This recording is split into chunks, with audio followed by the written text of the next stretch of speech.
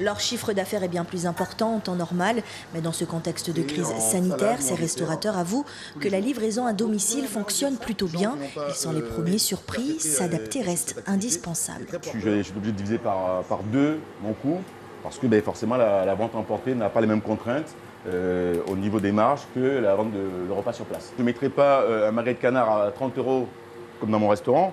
Je mettrai certainement le magret de canard à 15 €. Leur situation financière demeure très fragile du fait de l'économie informelle.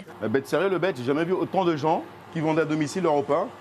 On ne sait pas dans quelles conditions d'hygiène, comment, en termes fiscaux, qu'est-ce qu'ils déclarent, etc. Donc nous, ça nous fait une grande perte de chiffre d'affaires. La reprise de l'activité n'a été possible que grâce à la polyvalence de ces deux associés. Les responsables même ne sont pas forcément des cuisiniers, donc je comprends le choix de certains de nos collègues de ne pas pouvoir ouvrir parce que c'est quand même avec de la vente à emporter, il faudra payer le personnel, donc ça veut dire que c'est une participation au moins de l'activité partielle de l'État qui sera faite, donc il y a vraiment des choix stratégiques à faire. Pour satisfaire un large public, le menu change tous les jours. Pour assurer la livraison, 3 € est demandé aux clients, de quoi amortir leurs frais de déplacement et d'investissement au niveau des emballages, un service pratique pour les clients. Et vous aviez l'habitude de vous faire livrer avant le confinement ? Non, jamais auparavant. On va dire que c'était quand même plus convivial quand on pouvait aller au restaurant, forcément. Bon, on s'adapte.